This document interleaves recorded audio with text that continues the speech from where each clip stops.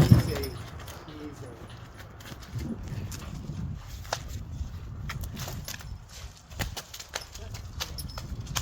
Whoa.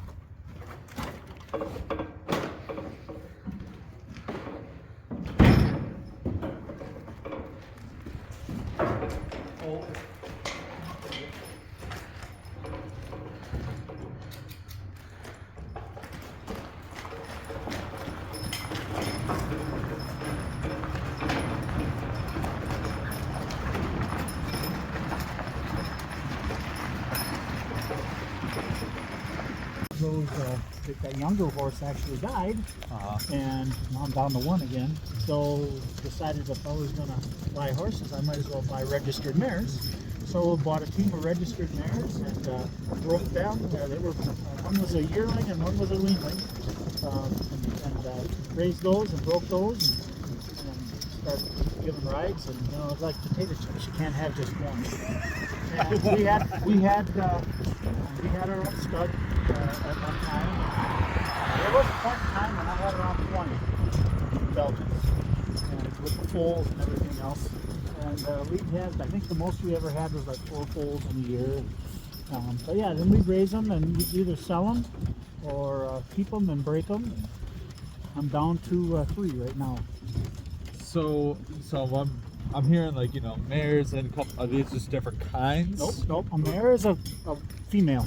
Oh, okay. Okay. Yeah. And a gelding is a cut male. Okay. He can no longer breed. So a stud is a a male horse that can breed, Okay. and the gelding is a horse that's cut. These are both geldings.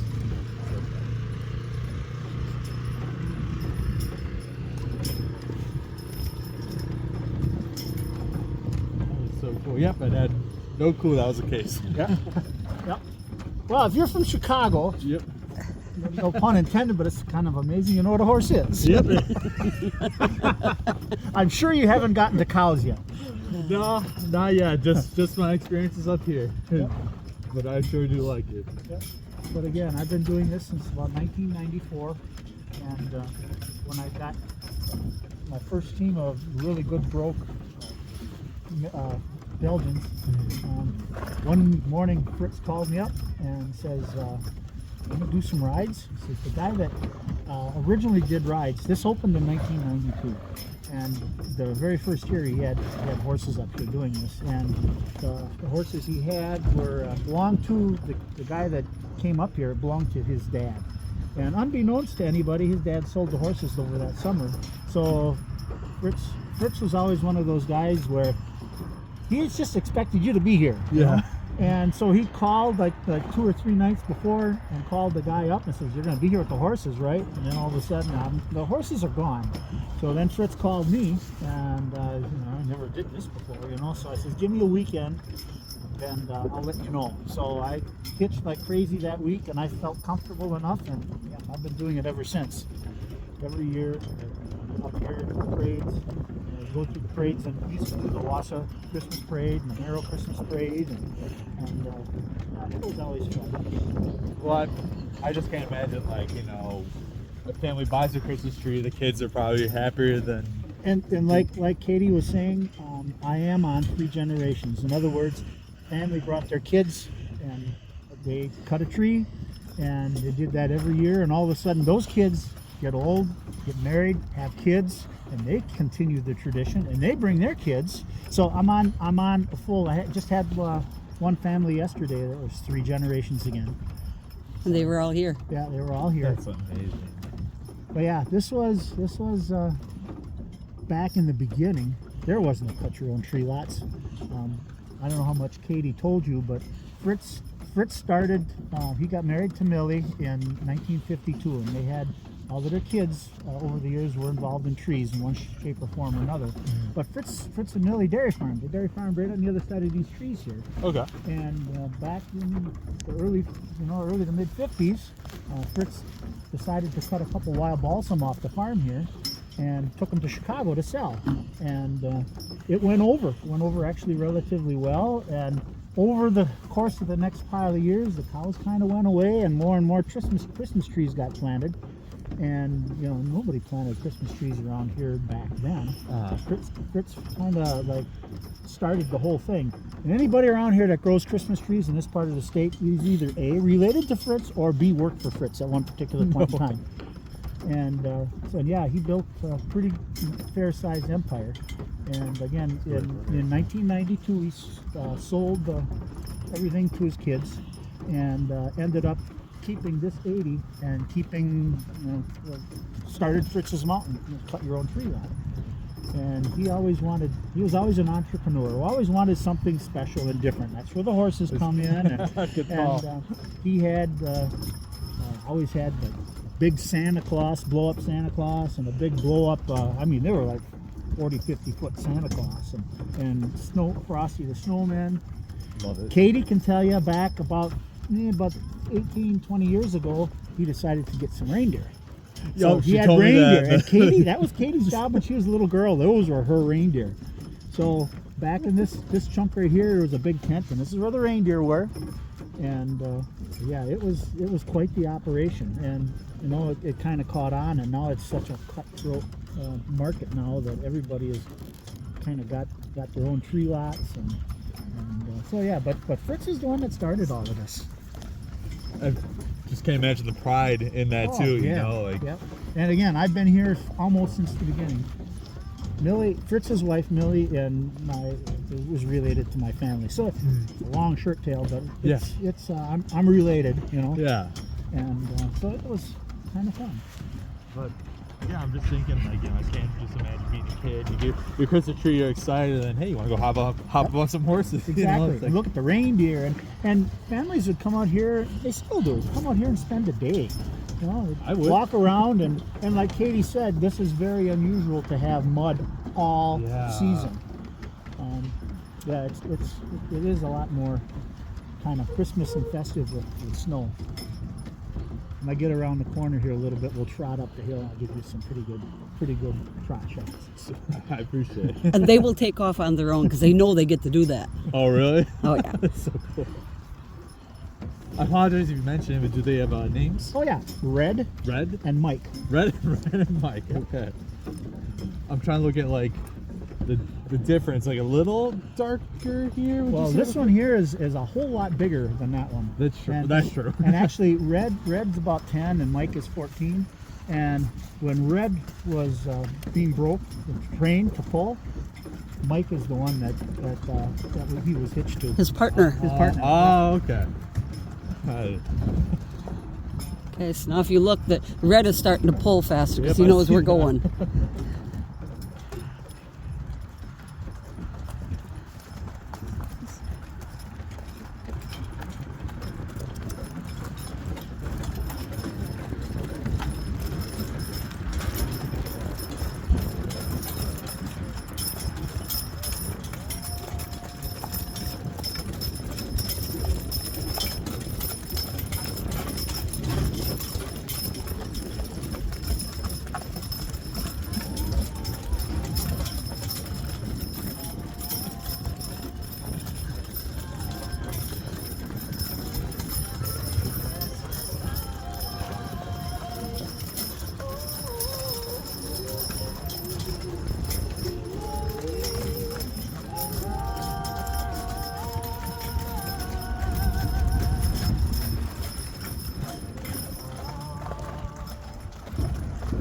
Oh.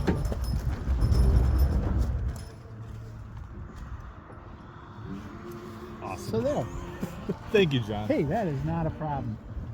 But yeah, you know, it's as far as, you know, being trained and you're really well broke, you know, we can step back, step back, step back, step back, step back, step back, step back, step back, step back, step back, step back, step back, step, step,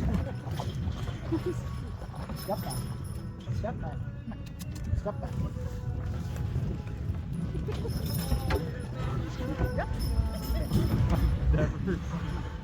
Okay, you're getting a little close to the car, That's John. why I turn this way a little bit. Okay. Step back.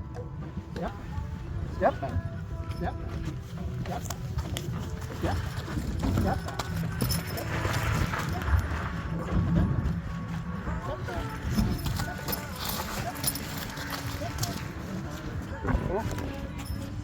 Yeah, we can back, well, anywhere. I'll back the You wagon see your in car sure. now? Yeah, your car is parallel. Or the wagon's parallel to the car. I don't even do that with my own car back up like that. Here with horses. What are you making us do today? We've never had to do this. Yeah, you Good horses. If you get off and stand next to Mike, he's huge. Oh, that's what I'm thinking. I'm like, these are so. Yep. I never looked at them like that. You know. It's- Yeah, I mean you're up. No, we're off. That's Yeah, true. we're up.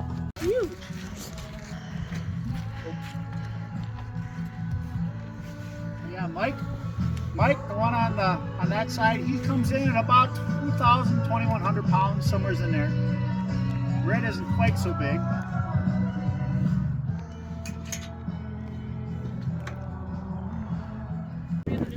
No. But it used to be. I cracked the camera.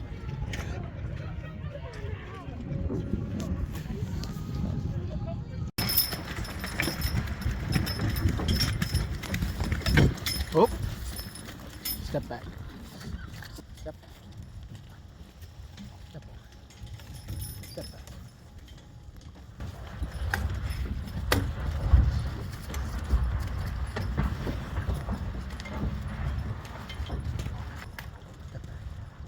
Step back. Step.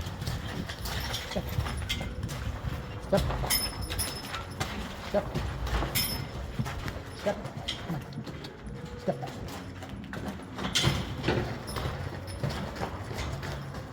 Step. Step. Step. Oh.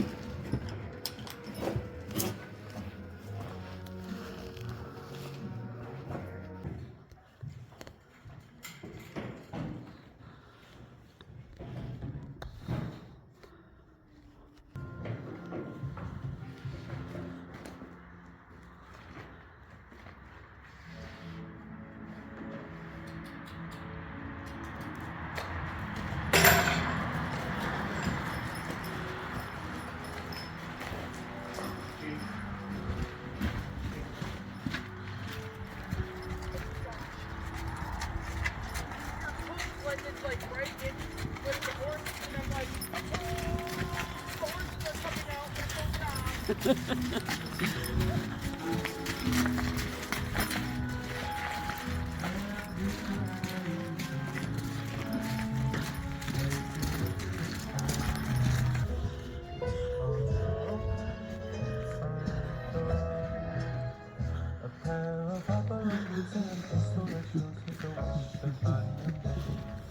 Those that will talk and will go for a walk as the hopes of life. And mom and dad and Bobby went to school to start. It's beginning to look a lot like Christmas.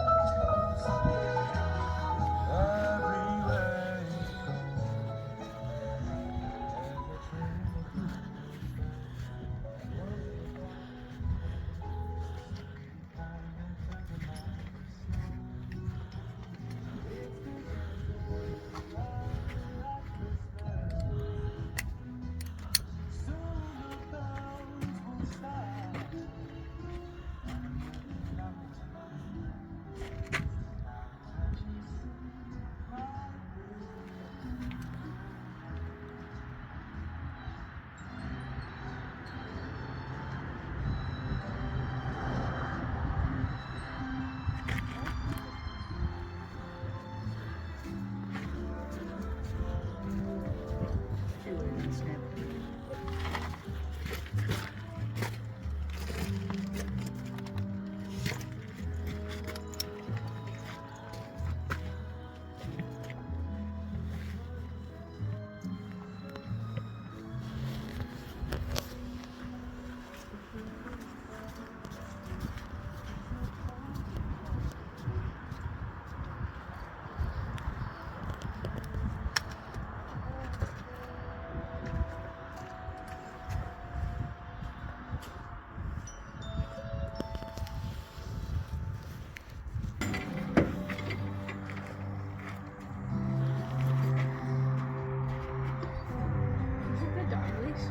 Huh? Is that a dog leash? Probably. It's cute.